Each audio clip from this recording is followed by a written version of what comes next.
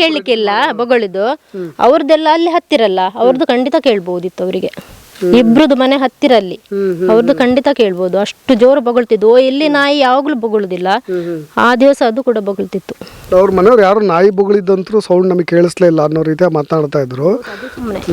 ಅದು ಬೊಗಳ್ತಾ ಅಷ್ಟು ಜೋರು ಬೊಗಳ್ತಿತ್ತು ನಾಯಿ. ಕೇಳದ್ದು ಯಾರಿಗೂ ಇಲ್ಲ, ಎಲ್ರು ಹೇಳ್ತಿದ್ರು ಅಷ್ಟು ಜೋರು ನಾಯಿ ಬೊಗಳ್ತಿತ್ತು ಅಂತ. ಸ್ನೇಹಿತರೆ ನಮಸ್ಕಾರ, ನಾನು ನಿಮ್ಮ ರಾಕೇಶ್ ಶಾರುಂಡಿ. ಯಾರಾದರೂ ಅಪರಿಚಿತರು ಬಂದರೆ ರಾತ್ರಿ ಇರ್ಬೋದು ಹಗಲಿರ್ಬೋದು, ಇಷ್ಟೊತ್ತು ಇಲ್ಲೊಂದು ನಾಯಿ ಬೊಗಳ್ತಾನೆ ಇತ್ತು. ಯಾಕೆಂದರೆ ನಾವು ಹೊಸದಾಗಿ ಆಗಮಿಸಿದಾಗ ಈ ಕೇಸ್ ಸುಮಂತ್ ಅವನ ಕೇಸ್ಗೆ ಸಂಬಂಧಪಟ್ಟ ಹಾಗೆ ಅವತ್ತು ಕೂಡ ರಾತ್ರಿ ನಾಯಿ ಬೊಗಳುತ್ತಾ ಇತ್ತು. ಅದು ಈ ಕೇಸ್ಗೆ ಒಂದು ಲೀಡ್ ಕೂಡ ಆಗಬಹುದು. ಒಂದಿಷ್ಟು ಡಾಟ್ಸ್ಗಳನ್ನು ಕನೆಕ್ಟ್ ಮಾಡಿದಾಗ ನಾಯಿ ಬೊಗಳಿದ್ದಿದೆಯಲ್ಲ, ಅವತ್ತು ರಾತ್ರಿ ಅಂದರೆ ಮುಂಜಾನೆ, ಇಳಿ ಮುಂಜಾನೆ ಕತ್ತಲಿನ ಆ ಒಂದು ರಾತ್ರಿಯಲ್ಲಿ ದೇರ್ ಈಸ್ ಅ ಸಮಥಿಂಗ್ ಅನ್ನೋ ಅನುಮಾನಗಳು ಕಾಡ್ತಾ ಇರೋದು. ಇವತ್ತು ನಮ್ಮ ಜೊತೆ ಆ ಮನೆಯ ಸುಮಂತ್ ನಿವಾಸದ ಸಮೀಪದಲ್ಲೇ ಇರ್ತಕ್ಕಂಥ ಪುಷ್ಪ ಅವರ ನಿವಾಸದ ಮುಂದೆ ಇದ್ದೀವಿ. ಅವತ್ತು ಇದೇ ನಿಮ್ಮ ಮನೆಯ ನಾಯಿ ತುಂಬ ಬೊಗಳ್ತಾ ಇತ್ತು ಅನ್ನೋದನ್ನು ಅನೇಕರು ಗಮನಿಸಿದ್ದಾರೆ. ಅವತ್ತು ಏನಾಯಿತು, ನೀವು ಅಬ್ಸರ್ವ್ ಮಾಡಿದಾಗೆ ಆ ಘಟನೆಯನ್ನು ವಿವರಿಸೋದಾದರೆ? ತುಂಬಾ ನಾಯಿ ಬೊಗಳ್ತಾ ಇತ್ತು. ಮತ್ತೆ ನಮ್ಗೆ ಬೆಳಿಗ್ಗೆ ಆದ ನಂತರ ಗೊತ್ತಾದ್ದು, 9-9:30 ಆದ ನಂತರ ಗೊತ್ತಾದ್ದು ನಮ್ಗೆ ಎಲ್ಲ ಎಂತ ಅಂತ.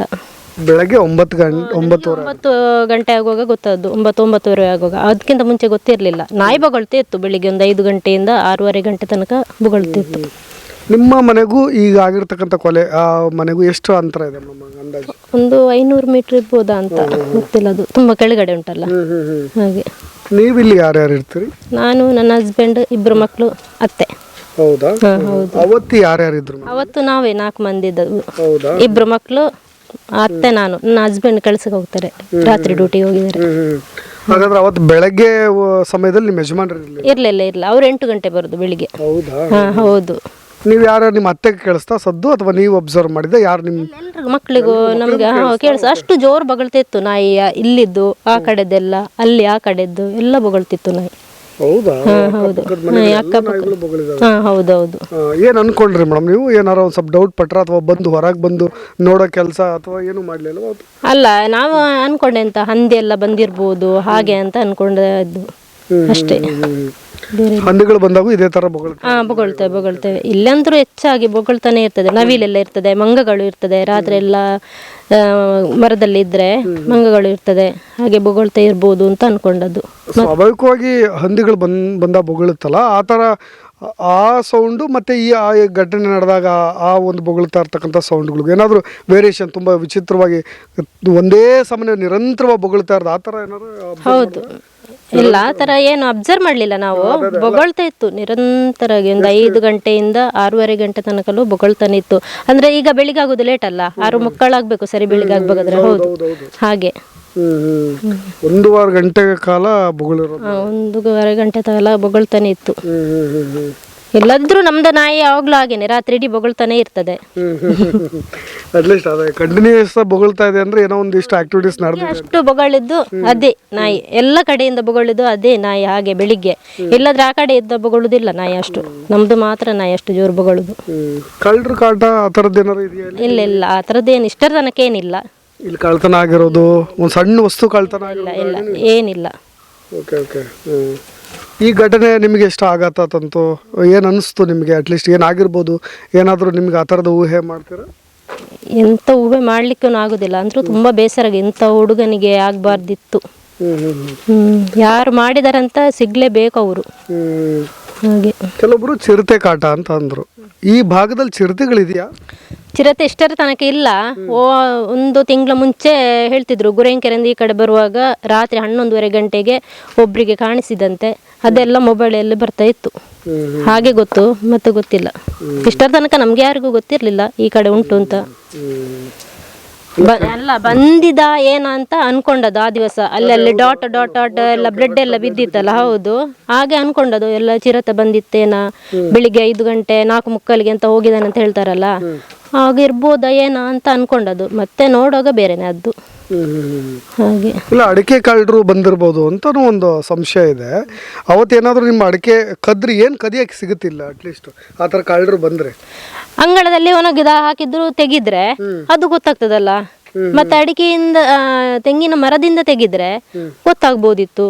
ಹೌದಾ? ಆ ಥರ ಕದೀತಾರ? ಇಲ್ಲ, ಇಷ್ಟರ ತನಕ ಯಾರು ಕದಿಲಿಲ್ಲ. ಇಲ್ಲಲ್ಲ, ಬೇರೆ ಕಡೆನಾಗ್ಲಿ ಅಡಿಕೆ ಬೆಳೆದವರು ಆ ಥರ ಮರ ಹತ್ತಿ ತೆಗೆಯೋದು ಉಂಟಾ ಅಡಿಕೆ? ಇಲ್ಲ, ಇಲ್ಲಿ ಯಾರು ತೆಗೆದು ನಮ್ಗೂ ಗೊತ್ತಿಲ್ಲ, ಯಾರು ಹೇಳಿಲ್ಲ. ನಮ್ದು ಈ ಇಷ್ಟರಲ್ಲಿ ಯಾರು ಹೇಳಿದ್ದಿಲ್ಲ ಇಷ್ಟರ ತನಕ. ಮತ್ತೆ ಗೊತ್ತಿಲ್ಲ, ಆ ಕಡೆ ಎಲ್ಲ ಮಾಡ್ತಾರ ಅದ ಏನಂತ ಗೊತ್ತಿಲ್ಲ. ನಿಮಗೆ ಸುದ್ದಿ ಬಂದಾಗ ನೀವೇನು ಅನ್ಕೊಂಡ್ರಿ? ಅಟ್ಲೀಸ್ಟ್ ರಾತ್ರಿ ಸೌಂಡ್ ಮಾಡ್ತಾ ಇದ್ದಿದ್ದು ಇದೇ ಕಾರಣಕ್ಕೆ ಅಂತ ಅನ್ಕೊಂಡ್ರ? ಹೌದೌದು, ಬೆಳಿಗ್ಗೆ ಅಷ್ಟು ಜೋರು ನಾಯಿ ಬೊಗಲುವಾಗ ಇದಕ್ಕೇನೆ ಅಂತ ಯಾರ ಬಂದಿರ್ಬೋದು. ಒಂದಾ ಮಗುವಿಗೆ ಏಟು ಬೀಳುವಾಗ ಜೋರು ಬೊಬ್ಬೆ ಹಿಡ್ದಿದ್ದಾನ ಏನ, ಇಲ್ಲದ್ರೆ ಟಾರ್ಚ್ ಎಲ್ಲ ಹಾಕುವಾಗಲ್ಲ ನಾಯಿಗಳು ಕಂಡು ಹಾಗೆ ಬೊಗಳುದ ಏನ ಅಂತ ಅನ್ಕೊಂಡೆ. ನಿಮಗೆ ನಿಮಗೆಲ್ಲ ನೋಡಿ ನಾಯಿ ಬೊಗಳಿರೋದೆಲ್ಲ ಕೇಳಿಸಿದೆ, ಅಕ್ಕಪಕ್ಕ ಅಲ್ಲಿ ಕೇಳಿಸಿದೆ, ಜೊತೆಗೆ ಆ ಮನೆಯವ್ರಿಗೂ ರೀಚ್ ಆಗೋವಂಥ ಸೌಂಡ್ ಅಂತೂ ಇರುತ್ತಾ? ಇದು ಇಲ್ಲಿ ಬೊಗಳೋ ಸೌಂಡ್ ಅವ್ರ ಮನೆ ಕೇಳಿಸುತ್ತಾ? ಅದು ಇಲ್ಲಿದ್ದು ಕೇಳಲಿಕ್ಕಿಲ್ಲ, ಬೊಗಳಿದ್ದು ಅವ್ರದ್ದೆಲ್ಲ ಅಲ್ಲಿ ಹತ್ತಿರಲ್ಲ, ಅವ್ರದ್ದು ಖಂಡಿತ ಕೇಳ್ಬೋದಿತ್ತು ಅವರಿಗೆ. ಇಬ್ರದ್ದು ಮನೆ ಹತ್ತಿರ ಅಲ್ಲಿ, ಅವ್ರದ್ದು ಖಂಡಿತ ಕೇಳ್ಬೋದು. ಅಷ್ಟು ಜೋರು ಬೊಗಳ್ತಿದ್ವು. ಇಲ್ಲಿ ನಾಯಿ ಯಾವಾಗ್ಲೂ ಬೊಗಳುದಿಲ್ಲ, ಆ ದಿವಸ ಅದು ಕೂಡ ಬೊಗಳ್ತಿತ್ತು. ಅವ್ರ ಮನೆಯವ್ರು ಯಾರು ನಾಯಿ ಬೊಗಳಿದ್ದಂತೂ ಸೌಂಡ್ ನಮಗೆ ಕೇಳಿಸ್ಲೇ ಇಲ್ಲ ಅನ್ನೋ ರೀತಿ ಮಾತನಾಡ್ತಾ ಇದ್ರು. ಅದು ಬೊಗಳ್ತಾ ಅಷ್ಟು ಜೋರು ಬೊಗಳ್ತಿತ್ತು ನಾಯಿ, ಕೇಳದ್ದು ಯಾರಿಗೂ ಇಲ್ಲ. ಎಲ್ರು ಹೇಳ್ತಿದ್ರು ಅಷ್ಟು ಜೋರು ನಾಯಿ ಬೊಗಳ್ತಿತ್ತು ಅಂತ.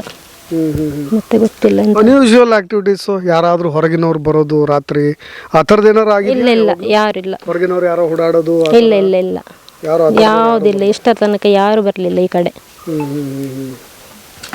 ಬರ್ಬೇಕಾದ್ರೆ ಆ ಕಡೆಯಿಂದ ಬರ್ಲಿಕ್ಕೆ ಇಲ್ಲ, ನಮ್ಗೆ ಬರ್ಬೇಕಾದ್ರೆ ಈ ಕಡೆನೆ ಬರುದು. ನಮ್ಗೆ ಈ ಕಡೆ ರೋಡ್, ನಮ್ಗೆ ಇಲ್ಲಿ ಬರುದಾದ್ರೆ ಈ ಕಡೆಯಿಂದ ಬರ್ಬೇಕು, ಆ ಕಡೆಯಿಂದ ಯಾರು ಬರ್ಲಿಕ್ಕಿಲ್ಲ. ಆ ಕಡೆ ಬರುದಾದ್ರೆ ಆಗನೆ ಹೋಗ್ಬೇಕು, ಅಲ್ಲಿ ಒಂದು ರೋಡ್ ಉಂಟಲ್ಲ ಆ ಕಡೆ ಹೋಗ್ಬೇಕು. ಇದು ಗೇರ್ಕಟ್ಟೆ ಹೋಗೋ ರೋಡ್. ಅವ್ರ ಪರಿಚಯ ಇದಾರ ನಿಮಗೆ? ಕುಟುಂಬದವ್ರು ಯಾರು? ಇಲ್ಲ ಇಲ್ಲ, ಯಾರಿಲ್ಲ. ಗುರುತು ಪರಿಚಯ ನಾನು ಮುನ್ನೆನೆ ನೋಡಿದ್ದವರನ್ನು. ಹೌದು, ಆ ಹುಡುಗನನ್ನು ಕೂಡ ಮುನ್ನೆಯೇ ನೋಡಿದ್ ನಾನು. ಹೌದು, ಮೊಬೈಲಲ್ಲೇ ನೋಡಿದ್ ನಾನು. ಹೌದಾ? ಎಷ್ಟು ವರ್ಷದಿಂದ ಇರೋದು ಇಲ್ಲಿ? ಯಾರು ನಾನು 20 ವರ್ಷ ಆಯ್ತು. ಊಟ ಎಲ್ಲ ನಾನು ಮದುವೆ ಆಗಿ ಬಂದದಲ್ಲ ಇಲ್ಲಿಗೆ, 22 ವರ್ಷ ಆಯ್ತು. ಕುಟುಂಬದವ್ರು ಯಾರ್ದು ನೆಂಟಿಲ್ಲ? ಸುಮಂತನ ಬಗ್ಗೆ ಪರಿಚಯ ಇಲ್ಲ. ಅವನು ಗೇರ್ಕಟ್ಟೆ ಹೋಗುದಲ್ಲ ಸ್ಕೂಲ್ಗೆ, ನನ್ನ ಮಕ್ಕಳೆಲ್ಲ ಬೆಳ್ತಂಗಡಿ ಹೋಗುದು, ಹಾಗೆ ನನಗೆ ಅಷ್ಟು ಪರಿಚಯನೇ ಇಲ್ಲ. Thank you. ನೋಡಿ, ಇದಿಷ್ಟು ಅವರ ಮನೆಯ ಸಮೀಪ ಒಂದು 500 ಮೀಟರ್ ಅಂತರ. ಅವ್ರು ಹೇಳ್ತಾ ಇದ್ದಿದ್ದೇನು ಅಂದರೆ, ಇಷ್ಟು ಕ್ಲೋಸ್ ಆಗಿ ಇರ್ತಕ್ಕಂಥ ಮನೆಗಳ ನಿವಾಸದಲ್ಲಿ ಬೊಗಳ್ತಾ ಇರ್ತಕ್ಕಂಥ ನಾಯಿಯ ಶಬ್ದ ಅವ್ರ ಕಿವಿಗೆ ಅದು ಹೇಗೆ ಕೇಳಿಸ್ದೆ ಹೋಯ್ತೋ ಏನೋ ಗೊತ್ತಿಲ್ಲ ಅಂತ. ಅವರ ತಂದೆಯವ್ರನ್ನ ವಿಚಾರಿಸೋದಕ್ಕಿಂತ ಮುಂಚೆ ಅವ್ರ ಮಾವನವ್ರನ್ನೂ ಕೇಳಿದ್ವಿ, ಅವರು ಕೂಡ ಮಲ್ಕೊಂಡಿದ್ರು. ಆ ಪಕ್ಕದಲ್ಲೇ ನಾಯಿ ಬೊಗಳ್ತಾ ಇರೋ ಸೌಂಡ್ ನಿಮಗೆ ಕೇಳಿಸ್ಲೇ ಇಲ್ವಾ ಅಂದರೆ, ಇಲ್ಲ ನನಗೆ ಸುತಾರಾಮ್ ಕೇಳಿಸ್ಲೇ ಇಲ್ಲ ಅನ್ನೋ ರೀತಿಯಾಗಿ ಅವ್ರು ಮಾತನಾಡ್ತಾ ಇದ್ರು. ಇದನ್ನು ನಾವು ಅನುಮಾನದ ರೀತಿಯಲ್ಲಿ ನೋಡಬೇಕು ಅಂತ ನಾನು ಹೇಳ್ತಾ ಇಲ್ಲ ದಟ್ಟವಾಗಿ, ಆದರೆ ಯಾಕೆ ಕೇಳಿಸ್ದೆ ಹೋಯಿತು? ಇಷ್ಟು ದೂರದಲ್ಲಿರೋರಿಗೆ ಅಲ್ಲಿರೋ ನಾಯಿ ಬೊಗಳಿದ್ದು ಕೇಳಿಸಿದೆ ಅಂದಾಗ, ಅಲ್ಲೇ ಪಕ್ಕದಲ್ಲಿರೋ ನಾಯಿ ಬೊಗಳಿದ್ದು ಅವ್ರ ಮನೆಗೆ ಯಾಕೆ ಕೇಳಿಸ್ದೆ ಹೋಯಿತು ಅನ್ನೋ ಶಂಕೆ ವ್ಯಕ್ತವಾಗೋದು. ಅದರ ಆಧಾರದ ಮೇಲೆ ಅನೇಕರು ತಮ್ಮ ಕುತೂಹಲದ ಪ್ರಶ್ನೆಗಳನ್ನು ಕೂಡ ಇಡಬಹುದು. ಇನ್ನಷ್ಟು ಅಪ್ಡೇಟ್ಸ್ಗಳೊಂದಿಗೆ ಮತ್ತೆ ಬರ್ತೀನಿ. ನಾನು ರಾಕೇಶ್ ಆರುಂಡಿ, ಧನ್ಯವಾದ. ಇವತ್ತು ನಾನು ನಿಮಗೆ ಈ ಒಂದು ಸುಮಂತವನ ಮೃತದೇಹವನ್ನು ಹೂತಿರ್ತಕ್ಕಂಥ ಜಾಗದ ಸಮೀಪದಲ್ಲೇ ಪ್ರತಿನಿತ್ಯ ಕೂತ್ಕೊಂಡು ಆತನ ಹೂತ ಕ್ಷಣದಿಂದ ಇಲ್ಲೇ ಸಮಯವನ್ನು ಕಳೀತಾ ಇರ್ತಕ್ಕಂಥ ನಾಯಿ ಬಗ್ಗೆ ಮಾತನಾಡ್ತಾ ಇದ್ದೀನಿ. ನೋಡಿ, ಪ್ರತಿನಿತ್ಯ ಅವನು ಇಡ್ತಾ ಇದ್ದ, ಜೊತೆಗೆ ಓಡಾಡ್ತಾ ಇದ್ದ. ಆದರೆ ಈಗ ಅವನು ಒಂದೇ ಬಾರಿ ಯಾಕೆ ಕಾಣಿಸ್ತಾ ಇಲ್ಲ ಅದು ಗೊತ್ತಿರಲಿಕ್ಕಿಲ್ಲ ಪಾಪ. ಬಹುಶಃ ಸುಮಂತ ನನ್ನನ್ನು ಬಿಟ್ಟು ಹೋಗಿಬಿಟ್ಟಿದ್ದಾನೆ, ಬಟ್ ಎಲ್ಲಿ ಹೋಗಿದ್ದಾನೆ ಅನ್ನೋ ನೋವಿನಲ್ಲಂತರೂ ಆ ನಾಯಿ ಖಂಡಿತ ಇದೆ. ನೋಡಿ, ನಾನು ತೋರಿಸ್ತಾ ಇದ್ದೀನಲ್ವ, ಇದೇ ನಾಯಿ. ಅವ್ರ ಕುಟುಂಬದವರು ಅದೇ ಹೇಳ್ತಾಯಿದ್ರು, ಇದೇ ಜಾಗದಲ್ಲಿ ನಿಂತ್ಕೊಳ್ಳುತ್ತೆ ಅಂತ. ಅವನಿಗೂ ಕೂಡ ಕನಸಿತ್ತು. ನೋಡಿ, ಅಡಿಕೆ ಗಿಡಗಳನ್ನೆಲ್ಲ ಇಲ್ಲೆಲ್ಲ ನೆಟ್ಟಿರ್ತಕ್ಕಂಥ ಒಂದು ದೃಶ್ಯಗಳು ಗಮನಿಸ್ತಾ ದೂರದಲ್ಲಿ ಕಾಣಿಸ್ತಿದೆ ನಿಮಗೆ. ಆ ಅಡಿಕೆ ಗಿಡಗಳನ್ನೆಲ್ಲ ಆತನೇ ನೆಟ್ಟಿದ್ದು. ಕೃಷಿ ಬಗ್ಗೆ ಆಸಕ್ತಿ ಇತ್ತು, ವಿಜ್ಞಾನದ ಬಗ್ಗೆ ಆಸಕ್ತಿ ಇತ್ತು. ಈ ವಯಸ್ಸಿಗೆ ಏನೆಲ್ಲ ಆತ ಸಾಧನೆ ಮಾಡಬೇಕು ಅನ್ನೋ ಕನಸುಗಳನ್ನು ಕಂಡಿದ್ದ.